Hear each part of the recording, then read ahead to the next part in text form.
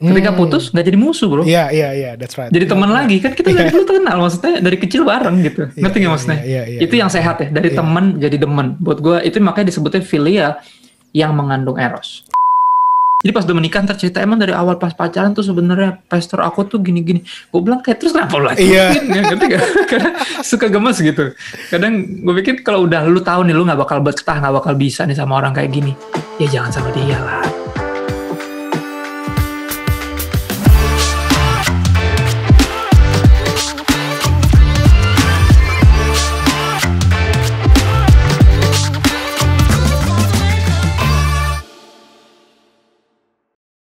Oke, apa kabar? Kembali lagi di program kita pada hari ini, Today's Message Podcast. Dan kembali bersama dengan saya, Jose Claudio. Dan hari ini kita udah ada narasumber yang luar biasa banget. Tapi kali ini kita secara online gitu ya, dengan teknologi yang makin canggih gitu, kita bisa lakukan dengan online. Yaitu kita bersama dengan Pastor Christopher Tapiheru dari New Wine International Church. Halo Pastor, apa kabar? Yo, what's up? Doing great, puji Tuhan. Sehat-sehat Kak ya? Ya, puji Tuhan. Wow, puji Tuhan. Oke, Kak Kristo, hari ini kita mau sharing-sharing tentang love, ya kan? Karena bulan ini kan katanya bulan cinta gitu ya. Setuju nggak? Atau setiap bulan mesti bulan cinta ya? Mestinya. Kan kita perintah terutama kan untuk mencintai, bro. Yoi. Harusnya tiap waktu kita mencinta. Yes. Oke, nah hari ini kita mau sharing-sharing dan topik kali ini mungkin lebih kepada teman-teman yang hari-hari ini masih menjalin hubungan pacaran gitu ya. Karena kan biasanya romance gitu. Nah, langsung aja nih Kak, mau nanya nih, menurut Kak Kristo tuh sebenarnya cinta, kalau kita mendefinisikan cinta itu sebenarnya apa sih? Biar anak-anak muda nih semakin paham gitu. Sebenarnya cinta itu apa sih? Oke, ini agak rumit ya, maksudnya gini, kalau ditanya tentang arti cinta, kayaknya tiap orang punya jawaban sendiri ya. Oke. Tergantung kadar kegombalan masing-masing ya. Cuman gini, izinkan gue kutip firman Tuhan deh. Oke. 1 Yohanes 4 ayat 10 bilang seperti ini, this is love, inilah kasih itu. Bukan kita yang telah mengasihi Allah, tetapi Allah yang telah mengasihi kita. Yeah. Dan yang telah mengutus anaknya sebagai pendamaian bagi dosa-dosa kita. Wow. Jadi when we talk about love, kita bisa mengetahui artinya dan langsung bisa tahu kurang lebih kayak gimana sih cinta itu, ya seperti Kristus yang berkorban bagi kita di kayu salib. Bisa dibilang kayak kaos gue nih gambarnya. Oh iya. Right? This is love. Iya. This is love. Dan di luar dari itu ya pengembangan aja dari kasih yang sejati itu. Oke. Kalau nggak, kalau kita ngomongin arti cinta, soalnya tergantung kadar kegombalan masing-masing, bro. Jawabannya bisa macam-macam. Iya, oke. Jadi intinya adalah balik kepada polanya Yesus gitu ya. Ya, kita pengen tahu apa itu cinta, ya dirinya sendiri kita lihat aja. Makanya di dalam kekristenan kan disebut Allah itu kasih kan. Dia bukan hanya mampu mengasihi, tapi itu dirinya sendiri. So kayaknya nggak mungkin kita ngomongin cinta tanpa ngomongin Tuhan. Oke. Nah, karena dia itu kasih. Kalau gitu, kalau kita balik kepada Alkitab ya, mengatakan bahwa kasih itu adalah ketika dia mau memberikan anaknya, dia mau memberikan dirinya untuk menjadi jalan pendamaian buat kita gitu kan. Berarti kan balik kepada kasih Kristus. Nah, sekarang aplikasinya gimana nih Kak? Kalau kita ngomong soal kasih yang ada pada Yesus itu di dalam romance gitu. Bisa nggak tuh pastinya akan dipenuhi dengan satu kata ketika kita ngeliat pengorbanan Kristus di kayu salib, kan artinya sacrifice. To love is to sacrifice, right? Dan itu nyata, sacrifice itu benar-benar kita mengalah, kita berkorban. Korban macam-macam ya. Perasaan, terus waktu, ya nggak sih? Terus duit juga, emosi juga, right? Itu artinya sesuatu yang mesti dikorbankan. Emang salib tuh bicara pengorbanan memang. Buat gua love itu akan identik dengan pengorbanan sebenarnya. Oke. Jadi kita harus memahami bahwa ya ketika kita love someone, ya kita harus berani untuk berkorban. Willing to sacrifice ya. Willing to sacrifice, oke. Nah, ini ada sesuatu yang mungkin seringkali anak-anak muda mempertanyakan gitu ya. Kira-kira tuh sebenarnya ada nggak sih perbedaan antara cinta, kasih, dan sayang? Ini memang sini cuma beda kata gitu kan ya. Cuma kan suka ada yang bilang kayaknya kalau cinta itu lebih ke pacar, kalau sayang itu bisa ke temen gitu kan. Kalau kasih itu katanya bisa ke orang tua. Nah, kalau menurut pandangan Kak Kristo sendiri gimana? Ya, paling pembagiannya kalau buat gue ya secara etimologi atau istilah gitu ya. Pembagiannya sebenarnya cuma dua, antara kasih atau cinta, sama kasih sayang. Kalau di luar negeri itu dalam bahasa Inggris khususnya, etimologinya kebagi dua, love sama affection. Oke. Jadi cinta itu lebih ke apanya ya, kayak perasaan yang mendalam gitu ya, secara apa yang namanya adjektif ya, kayak kata sifat gitu. Sedangkan affectionnya atau kasih dan sayang digabung jadi satu, itu cinta yang diungkapkan melalui perbuatan. Gue akan sebut sebagai verb. Affection itu sebenarnya satu perasaan yang diungkapkan dan bentuknya itu kasih sayang. Kalau gue ngeliatnya lebih ke situ sih. Jadi love bukan cuma perasaan tapi juga kata kerja kan. Iya. Jadi itu penggabungan sebenarnya. Gue baginya lebih ke cinta dan kasih sayang. Kalau cinta, kasih, dan sayang kayaknya di bahasa Indonesia aja ada perbedaan itu. Cuman kalau di bahasa lain gue rasa nggak ada yang sampai spesifik itu gitu. Iya. Jadi pengistilahannya aja mungkin kayak tadi lo bilang kan. Iya. Cinta tuh lebih kayak ke pasangan secara romantis gitu ya, secara romance, kasih secara umum, dan sayang kita bisa pakai buat ya tadi mungkin yang lebih romantis lagi, yang bentuknya nggak egois, bisa jadi bentuknya sayang. Tapi ya tadi gue lebih bagi ke cinta dan kasih sayang sih, lebih ke love and affection. Love and affection ya, oke. Nah, berarti kalau gitu, kalau kita sama pasangan lebih kemana tuh Kak? Lebih ke sayang atau mesti punya dua-duanya? Harus dua-duanya. Harus dua-duanya ya. Ya. Harus ada cinta dan ada kasih sayang ya. Ya. Tapi bukan itu berarti. Tapi kalau misalnya gitu, apakah dengan yang lain harus dua-duanya juga? Atau cuma khusus untuk pasangan? Kalau gue sih misalnya sama teman ya. Ya sama teman misalnya. Gue kan sebutnya, gue pakai kata-kata mengasihi. Oke. Kayak misalnya gini, I love my friends. Ketika gue sebut sebagai dengan kata-kata I love my friends, bahasa Indonesianya saya mengasihi sahabat-sahabat saya, right? Iya. Gue nggak sayang sama mereka yang dalam artian kayak romantis. Iya. It's just weird kan kalau semua temen gue sayang kayak gitu kan, aneh juga. Gitu. Oke.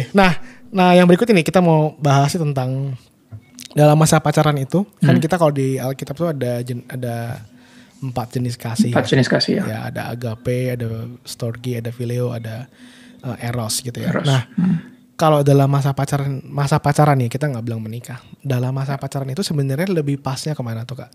Kita sedang mengasihi secara phileo sebagai sahabat, teman, Friends, atau eros? Atau eros. Kalau menurut gue pacaran ini kan ada romantic love ya. Yang membedakan dia sama philia atau persahabatan adalah, buat gue pribadi, dia itu sebenarnya philia yang mengandung eros. Oke. Nanti nangkap ya, philia yang mengandung eros. Jadi sebenarnya persahabatan tapi yang lebih advance. Artinya secara spesifik, eros itu kan menginginkan satu orang, satu pribadi secara spesifik. Luis gambarnya menarik, dia bilang ketika lo misalnya gini, karena dia perokok ya, maksudnya bukan contoh yang baik gitu. Zaman dulu rata-rata begitu, penulis, seniman rata-rata pasti ngerokok. Dan Luis bilang kayak gini, eros itu menginginkan misalnya gini, perokok tuh habis ngerokok, dia pasti nggak akan sayang-sayang bungkusnya, pasti dibuang. Kok rokoknya udah habis. Iya. Tapi eros itu kayak perokok yang ketika rokoknya udah habis, bungkusnya tuh disimpan. Disayang-sayang, karena eros tuh seperti itu. Eros menginginkan pribadinya, bukan hanya apa yang bisa didapat dari pribadi tersebut. Dan buat gue ya, hubungan pacaran secara romans ini sebenarnya philia atau persahabatan yang mengandung eros. Persahabatan yang lebih spesifik lagi, menginginkan satu orang untuk dirinya sendiri for the rest of his or her life. Iya, oke. Tapi emang harus philia dulu, artinya dari teman jadi demen, bro. Itu yang urutan yang paling benar tuh gitu. Kalau langsung nafsu gimana tuh? Kalau langsung demen, ini yang gue temuin bahkan dari pengalaman.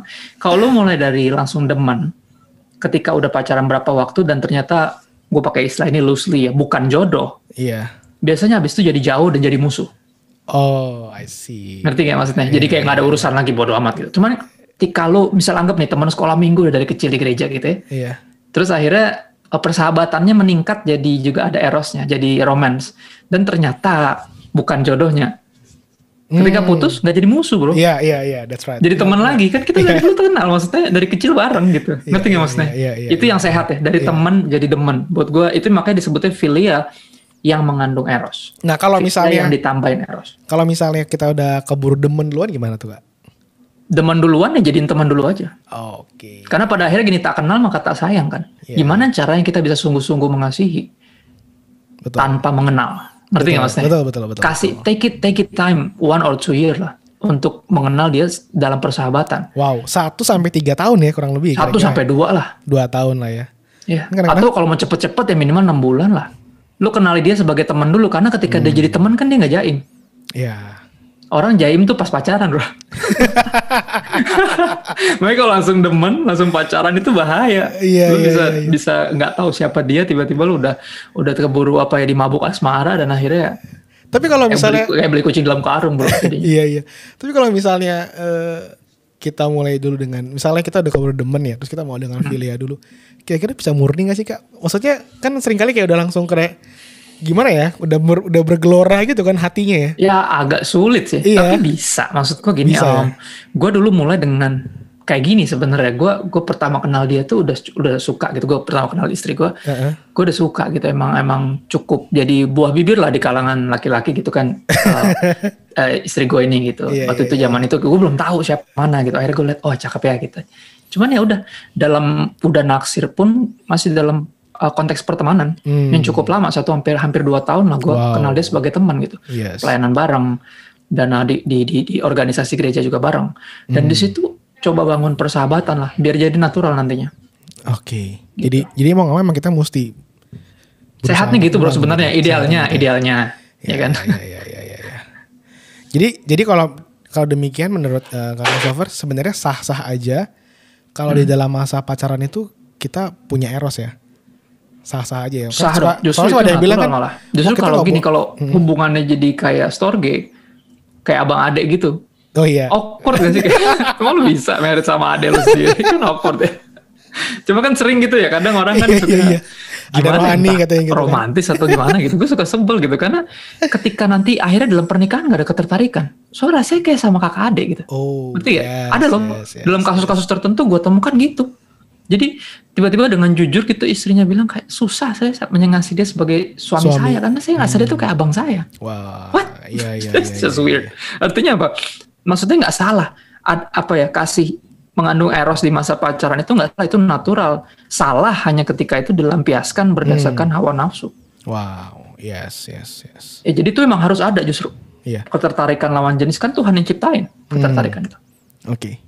Jadi tetap ada rasa itunya, tetap nggak apa-apa, cuma harus jangan ada ketertarikan fisik itu harus ada.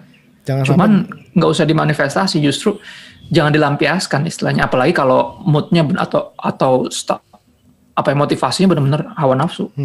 Itu yang nggak boleh itu justru. Berarti kalau menurut Kak Kristo, kalau misalnya ada yang bilang ya kita kalau suka sama cowok mah atau cewek nggak usah lihat tampangnya lah, yang penting hatinya, bohong banget ya.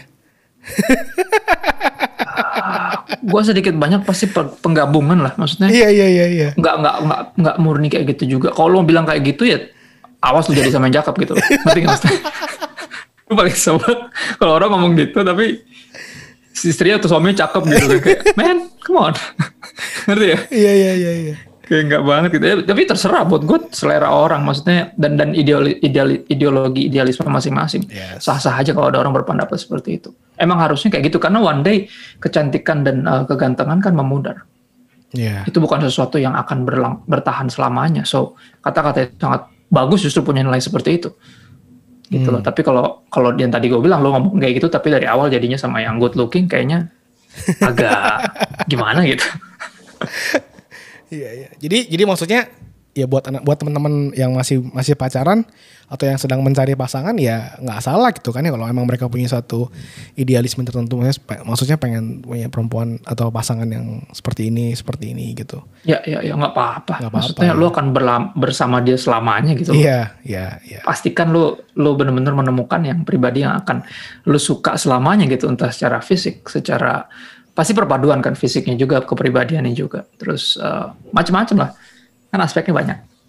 Kalau Kak Kristo sendiri dari masa pacaran sampai sekarang udah married, udah punya anak gitu, tetap ini ya, maksudnya bagaimana sih tetap bisa menjaga ketertarikan satu sama lain tuh? Ya dengan menemukan hal-hal yang baru aja sebenarnya, dan mensyukuri hal yang udah gue ketahui. Karena pada akhirnya ya gue ngerasa perempuan kayak bawang sih, laki-laki mungkin kayak apel gitu, langsung lu kupas. Ujuk, dagingnya habis itu bijinya gitu kan. Kalau perempuan tuh kayak layer demi layer gitu somehow. Wow. Gue nemukan kata-katanya di film Shrek. Donkey bilang gitu sama Shrek. Tau kan film Shrek yang hijau tuh. Iya. Donkey-nya bilang gitu, perempuan tuh emang gitu bro, kompleks dia bilang. Dia tuh kayak bawang, jadi lu buka layarnya pelan-pelan tuh nggak habis-habis gitu. Set. Dan itu buat gue ya selalu kalau menemukan sesuatu yang baru itu excitement. Dan mensyukuri yang lama juga. Dan itu bagian dari tahu terima kasih dan juga surprise demi surprise-nya itu ada yang menganggapnya sebagai kejutan yang menakutkan. Kalau gue menganggapnya sebagai sesuatu yang excited aja gitu. Yes. Karena gue pikir gue tahu tapi ternyata masih banyak hal yang bisa gue kenali dari dia. Oke. Nah berikutnya nih Kak, bicara lagi soal eros tadi, soal nafsu kan tadi kan Kak Christo bilang jangan sampai akhirnya dilampiaskan selama itu cuma tertarik ya dengan fisik harus ada itu harus ada tapi jangan ya. sampai dilampiaskan yang berlebihan sampai akhirnya lakukan hal-hal yang negatif gitu ya. Nah sekarang pertanyaanku adalah gini, kalau misalnya di dalam masa pacaran itu apalagi kalau yang mungkin masih puber ya, yang baru-baru SMA atau kuliah gitu ya, dan nafsu birahinya tuh artinya bisa bangkit gitu kan ya, apalagi dan dia sudah mulai punya pasangan. Nah bagaimana nasihat Kak Christo gitu atau pemikiran Kak Christo untuk kita nih misalnya mungkin banyak kan cowok sih ya, banyak kan cowok. Untuk ketika itu mulai muncul tuh kita mesti ngapain sih gitu loh. Apa yang harus dilakukan? Iya, apa yang harus dilakukan pacaran gitu ya, nafsu birahinya bangkit. Iya. Gini, ada satu ayat bagus di 1 Timotius 5:2. Mungkin orang nggak pernah ngeliat ini. Gue juga sejauh ini ngeliat itu nggak pernah sebagai ayat yang praktikal buat jawab pertanyaan ini gitu. Cuman gini, izinkan gue baca pakai bahasa Indonesia kini. Dia bilang gini, perlakukanlah wanita-wanita muda ya sebagai adik dengan sikap yang murni. That's just interesting. Jadi laki-laki yang muda artinya teman sebaya yang laki-laki sesama jenis kita anggap sebagai saudara-saudara kita sendiri. Ya, dan perempuan muda ya, wanita-wanita muda hendaklah engkau perlakukan sebagai adik dengan sikap yang murni. Jadi basically ketika itu mulai muncul gitu, lo mesti mulai mengingat bahwa ini pertama dia itu teman lo. Sahabat lo pribadi yang mesti lo jagain, dan itu juga adek lo. Artinya lo pasti akan ngelindungin adek lo tuh sedemikian rupa, karena itu adek lo sendiri. Jadi intinya apa? Secara garis besar digambarkan seperti ini, apapun yang gak akan lo lakukan ke adik atau kakak lo, jangan lakukan itu ke pacar lo, karena itu belum bagian lo gitu. Ya, jadi apa nasihatnya ya, control it, master yourself, belajar untuk mengendalikan diri. Dan itu yang paling sulit sebenarnya. Tapi kalau kita belum bisa mengendalikan diri, apapun yang diberikan kepada kita, somehow kasar gini, buat orang yang belum cukup umur, ya kan, apapun yang diberikan buat yang belum cukup umur pasti dirusak. Nah, ya kalau kita beli mainan buat anak kita gitu misalnya, lu punya anak gitu ya, lo kan tahu di umur-umur tertentu nih, misalnya umur 2 atau 3, tiba-tiba lu ngerasa dia udah mulai gede nih, dan lu seneng, dulu senang sama mainan tertentu udah nggak bisa lu beliin, lu berharap, lu pengen semangat banget beliin, anak gue beliin lah gitu, tapi tulisannya from age 6 tahun ke atas. Gitu. Iya. Dan akhirnya udahlah bisa kali. Akhirnya apa lu kasih, bener kan? Nggak lama rusak mainan. Karena emang dia belum cukup umur. Nah buat gue sama, untuk orang yang masih punya problem dengan pengendalian diri, ya nggak bisa, nggak akan siap. Artinya ketika lu belum bisa menahan, belum bisa mengendalikan, belum bisa learn to control and master yourself, khususnya sexually, lu dikasih lawan jenis, wah kelar men, pasti lu rusak, pasti. Dan itu apa ya, gue sebutnya belum siap sih, belum dewasa. Dewasa itu ciri-ciri orang dewasa itu apa sih? Bisa mengendalikan diri, know how when to play, when to study, when to work, ya kan, tahu kan kapan mesti main, kapan mesti belajar, kapan mesti bekerja gitu.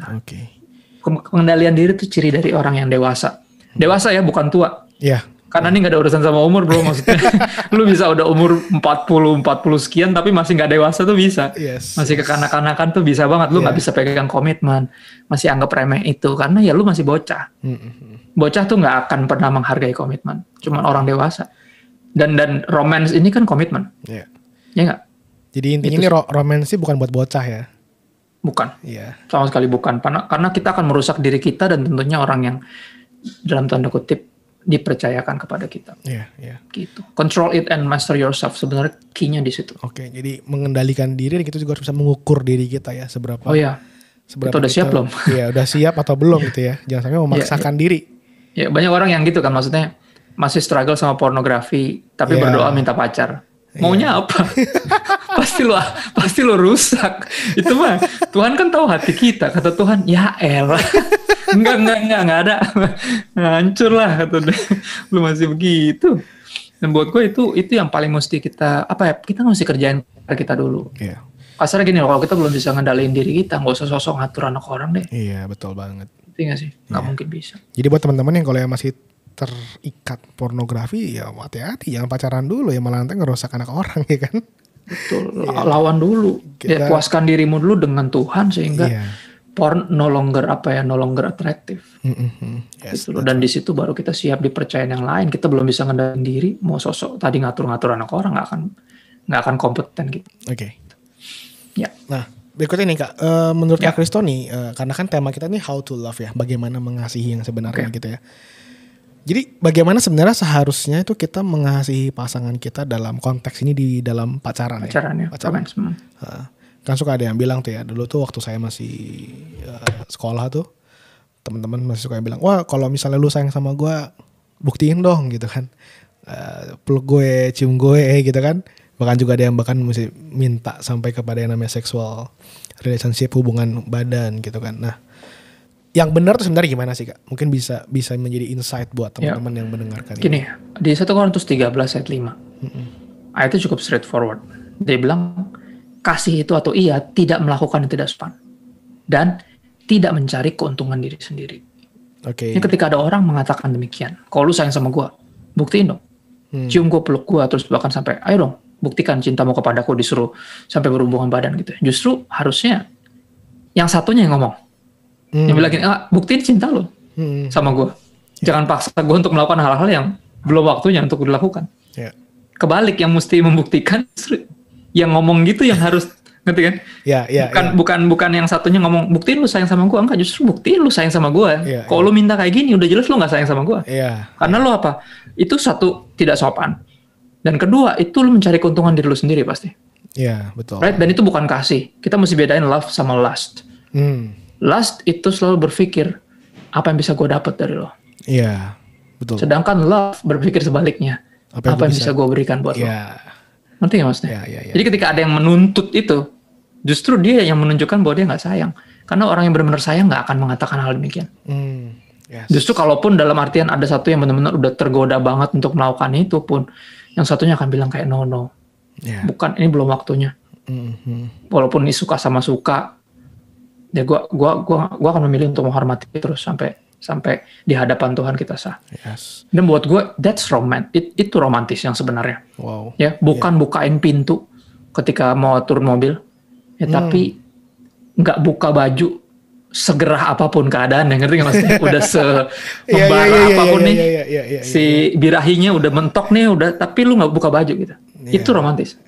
Romantis tuh bukan bukain pintu pas silakan beb gitu. Kayak alah pret, maksud gue pas udah lagi membaranya lu nggak buka baju.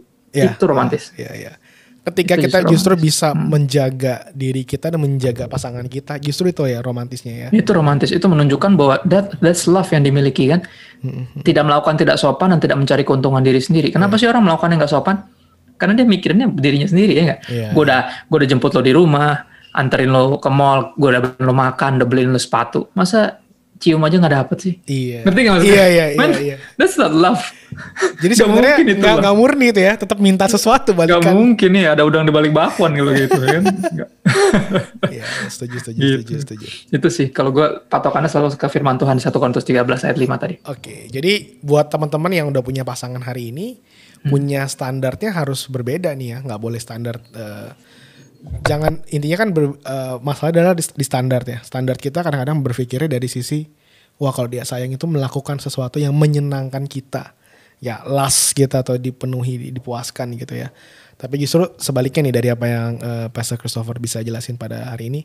Justru kalau kita bilang kita mau romantis sama pasangan kita, membuktikannya justru kita bisa di saat mulai gerah kita gak buka baju.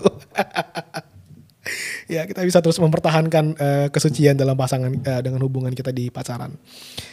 Oke. Nah berikutnya nih Kak. Jadi kalau menurut Kak Christo, sekarang kita ngomong soal I love you nih ya. I love you gitu kan. Wah ini aku sayang kamu. Nah kira-kira kata-kata yang seperti itu tuh kalau dalam masa pacaran tuh boleh gak sih terus diomongin? Nah suka ada yang nanya gitu kan, perlu nggak ya kayak gue tiap hari. Kalau kita kan yang udah married kan ya everyday kita harus ngomong gitu sama pasangan kita. Nah kalau yang masih pacaran nih, kadang-kadang yang ceweknya anggap gombal doang lo gitu kan. Tapi sebenarnya itu perlu nggak sih untuk membangun sebuah hubungan di dalam dalam pacaran maksud saya? Kalau gue menurut gue jawabannya adalah kalau memang dari hati kenapa nggak perlu? Oke. Ya kan kadang soalnya sekali gitu cuma di mulut aja, maksudnya biar kelihatan romantis apa gitu. Biar yang satunya diyakinkan. Gini kita ngapain sih ngomongin satu kata berulang-ulang hanya untuk meyakinkan yang satu lagi bahwa I truly love you loh. Maksudnya ini emang dari hati. Kalau gue jawab akan kalau memang dari hati kenapa nggak perlu?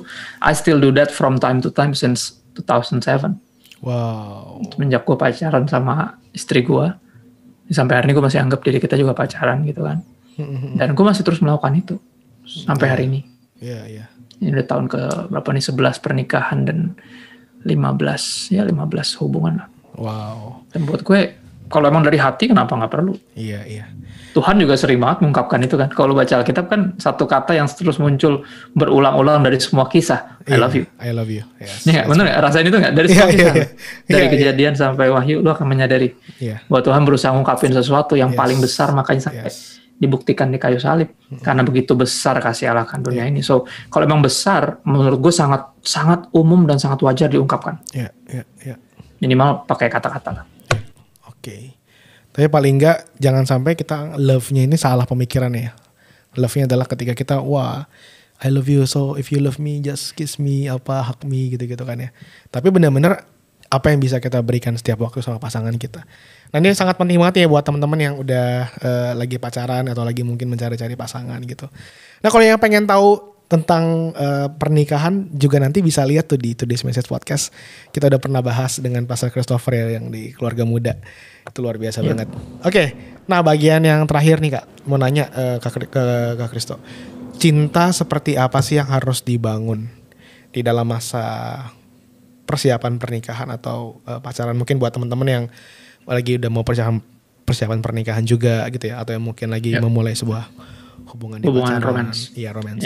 Seperti apa yang perlu kita kayaknya 1 Korintus 13 ayat 4 sampai 7 masih terus berlaku ya. Cinta model apa sih? Seperti apa sih? Dan itu praktikal banget dibilang kasih itu sabar. Ya, cinta yang sabar, yang murah hati. Nggak cemburu artinya nggak insecure. Ya, artinya percaya gitu ketika satu orang bilang gue sayang sama lo dan kita akan kayak nggak perlu takut kalau di sebelah tiba-tiba yang lebih ganteng dari lo atau lebih cantik dari lo. Cemburu di sini dalam bentuk itu sebenarnya insecure, bukan cemburu yang gimana. Ya, tidak memegahkan diri, tidak sombong. Artinya ketika berhasil melakukan sesuatu yang baik tuh nggak ngungkit-ngungkit gitu loh. Kan gue udah gini kok lo. Atau kita ngerasa lebih superior karena bisa mengasihi lebih untuk dia mengungkapkan sesuatu. Ya terus tadi tentunya yang kasih yang nggak melakukan yang nggak sopan tadi. Karena nggak mencari keuntungan diri sendiri, tidak pemarah, tidak menyimpan kesalahan orang lain. Artinya belajar untuk dalam pacaran tuh udah mesti belajar saling mengampuni, itu memaafkan karena semua orang pasti punya kelemahan. Terus apalagi tadi bilang tidak bersuka cita karena ketidakadilan, tapi bersuka cita karena kebenaran. Artinya kalau ada yang salah tuh jangan takut negur gitu dari pacaran, justru harus dibiasain untuk membuka mata lebar-lebar sehingga ketika ada kesalahan-kesalahan tertentu nih berani untuk ngungkapinnya gitu. Karena true love itu nggak akan biarin yang satunya tuh di situ terus gitu. Pasti akan kasih nasihat gitu, tegur. Ada yang jeleknya gue perhatiin gitu dari pacaran juga udah nggak terbuka, jadi pas married tuh yang satunya baru mulai negur dan yang satunya kaget gitu. Dia pikir dia bisa terima apa adanya, tapi sebenarnya kan sesuatu yang begini diterima apa adanya kan bukan alasan untuk tidak memperbaiki diri. Betul, ya setuju. Gitu loh. Jadi karena dari dulu nggak biasa, kalau ada yang salah tuh udahlah jangan takut berantem gitu, takut putus gitu ya. Jadi pas udah married nih, ketika dia mulai ngungkapin itu, yang hatinya kaget gitu, karena nggak terbiasa, karena nggak dibangun. Karena ini kan sesuatu yang mesti dibangun kan. Pacaran itu kan persiapan untuk pernikahan. Jadi sedikit banyak kisi-kisinya kalau ulangan besok tuh kisi-kisinya udah ada gitu bro. Udah ada gambar besarnya kira-kira udah kelihatan gitu pelan-pelan. Ya tidak pemarah, tidak menyimpan kesalahan orang lain, tidak bersuka cita karena ketidakadilan, tapi bersuka cita karena kebenaran. Ia menutupi segala sesuatu. Jadi ketika ngeliat kelemahan dalam artian bukan kayak sesuatu yang salah yang bisa diperbaiki, tapi benar-benar kelemahan gitu. Misalnya orangnya kayak gimana ya, agak-agak cuek atau orang itu kayak gampang ada yang secara fisik gampang sakit misalnya, atau yang ngerti kan, kayak ada yang kayak gitu kayak mungkin orang agak lamban misalnya tipenya, kayak gitu kan. Nah gitu tuh mesti lu udah buka mata lebar-lebar pas lu pacaran, lu udah mesti ngerti. Setuju. Ya, terus menutupi segala sesuatu, percaya segala sesuatu, mengharapkan segala sesuatu, dan paling penting sabar menanggung segala sesuatu.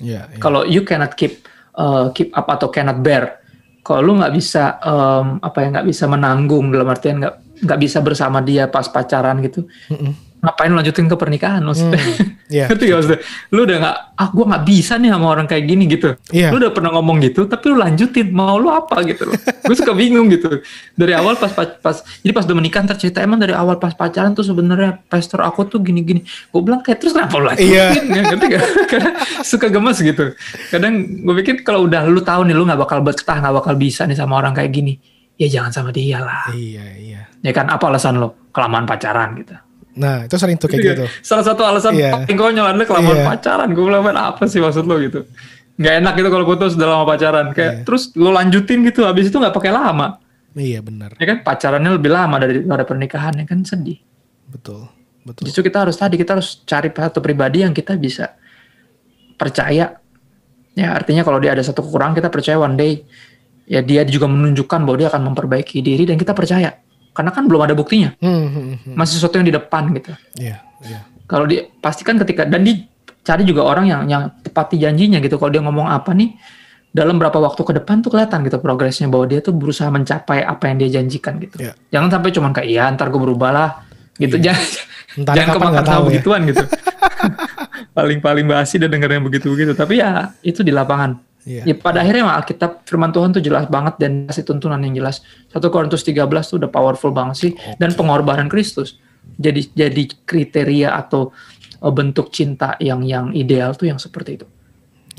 Gitu loh, makanya kenapa penting banget untuk benar-benar cari yang seiman. Karena dia juga mengerti kasih Kristus itu seperti apa, dan dia lagi berupaya juga mencapai cinta yang demikian, dan kita paling enak berbagi cinta yang sama. Berbagi cinta yang sama. Wow. Jadi kita benar-benar harus sepadan, seiman, mengerti dan terbuka gitu ya. Dan kalau emang ada hal-hal yang kita rasa dalam masa pacaran kita nggak suka atau nggak serak, nggak serak, diomongin dan kalau nggak bisa awal, juga gitu ya udah. Iya. Lebih baik putus di saat pacaran daripada cerai di pernikahan ya. Nah itu ngungkapin satu kata yang mungkin kedengaran kontroversial, tapi buat gue ini cukup powerful. Jadi gini, orang yang nggak siap putus jangan pacaran. Artinya dia belum cukup dewasa untuk menghadapi nanti antara penolakan atau kegagalan. Karena kan kemungkinannya ada, ngerti gak? Iya. Orang yang belum siap putus jangan pacaran. Orang yang siap cerai jangan married. Wow. Ngerti gak maksudnya? Yes. Karena pernikahan itu benar-benar no turning back, kayak ikut Yesus lah. Sekali seumur hidup gitu. Jadi kalau lu pikir antar kalau udah gak cocok bisa cerai lah. Kalau lu punya pikiran gitu jangan married. Lu gak ngerti ini tentang apa gitu. Ini tentang sakit sehat, kaya miskin, susah senang. Sampai maut memisahkan. Ya, jadi kalau gue bisa rangkum tadi, cinta seperti apa yang harus dibangun dalam masa persiapan pernikahan atau pacaran. An eros colored phileo that inspired by agape love. Wow. Gue ulang. An eros colored phileo. Jadi sebenarnya philia, tapi yang diwarnai dengan eros. Dengan eros ya. Yang diinspirasi oleh kasih agape. Wow. Yes. Dan akan membangun nanti storge. Ya kan akan bangun keluarga sendiri. Jadi keluarga, iya. Betul. Itu rangkuman cinta jenis itu. Cinta seperti itu yang mesti dibangun. Yes. Wah, thank you banget nih Kak buat penjelasan itu luar biasa banget nih, buat teman-teman pasti juga sangat terbuka ya, apalagi di dalam bulan ini kan Valentine ya, mungkin lagi mau nembak cewek, nembak cowok, pikir-pikir dulu gitu ya, dan belajar dulu sebelum pacaran. Jangan sampai salah. Iya, jangan sampai salah kita mengambil keputusan dan akhirnya yang hancurnya adalah ketika kita masuk dalam pernikahan. Iya, dan hancur, betul. Jangan sampai. Karena cinta ini kayak api sih. Kalau kontainernya nggak siap, bisa ngebakar semuanya. Betul. Oke Kak, thank you banget nih buat waktunya. Dan next time jangan bosan-bosan untuk bisa sharing di Today's Message Podcast. Oke guys, buat semua yang sudah mengikuti acara hari ini, terus keep update dengan setiap program dan episode kita di Today's Message Instagram @today'smessage. Saya Claudio pamit undur diri. God bless you.